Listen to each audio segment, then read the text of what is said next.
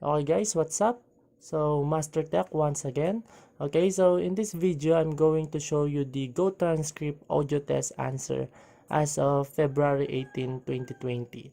Okay, so the test was changed again, or the audio test was changed again, and that was 16th of February if I'm not mistaken. Okay, so here is the audio test and let us all listen to it.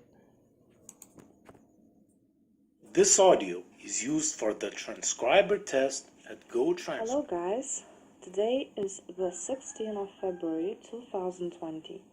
I want to talk about our transcription tests at Gotranscript. Gotranscript, not gold transfer, gold transplant, or whatever I see in the Okay, so guys, I think the test is one of the easiest tests they made so far. Okay, so but the audio is not just a typical audio.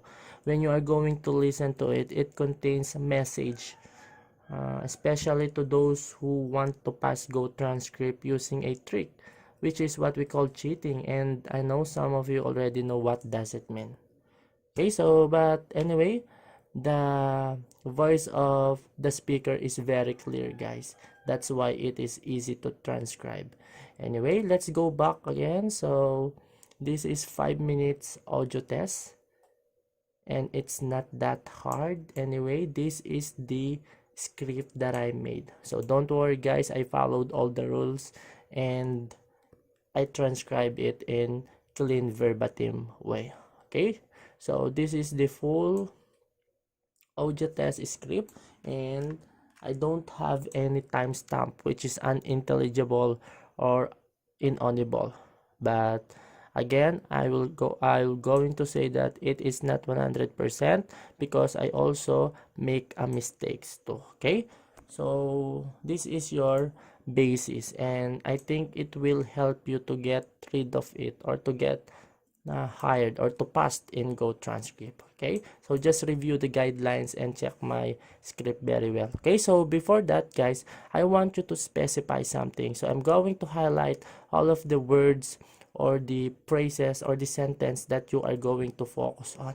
Okay, because it is really important. So number one guys is in this part.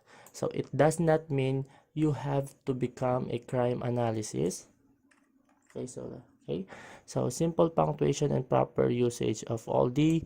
So in that part guys, kasi nagsasalita yung speaker and it is being interrupted by another speaker. So rules of Gotranscript, you will put dash whenever the speaker is being interrupted by another speaker. Okay, so better check it guys na lang, na dahil alam ko may katuloy pa to. So that is number one.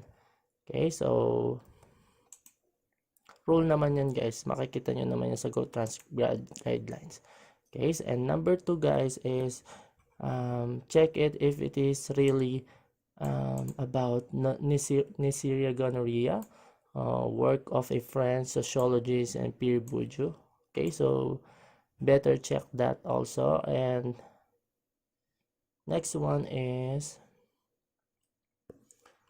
in this part, either quiz and or audio test twice. Okay, I'm not sure it is really twice or wires or twos, something like that, so also focus on that part. And lastly guys is in this part, so it does not mean you can submit shadow quality work. So I'm not sure if it is shoddy quality or shadow quality work, but I think it is shadow quality work, so better check on that. And everything is well, and I think everything is right, so you can really understand the speaker because it is clear and it has a really good voice, good pronunciation and clearer voice. Okay, so yun lang naman yung maipapayo ko sa inyo guys, and I hope this will help you a lot. So anyway, I'm going to copy it, and anyway guys, I created paragraphs. Okay, so because nag-paste ako dun sa rules ng Gotranscript, and you really need to create a paragraph because mahaba yung sinasabi ng speaker. Okay, so anyway, Let's go back again. Copy. And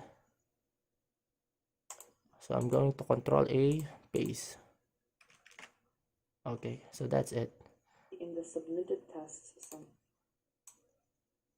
Okay, so speaker label must always be bold. Rules of Gotranscript. Okay, so kung papakinggan nyo mabuti yung audio guys, may message talaga siya.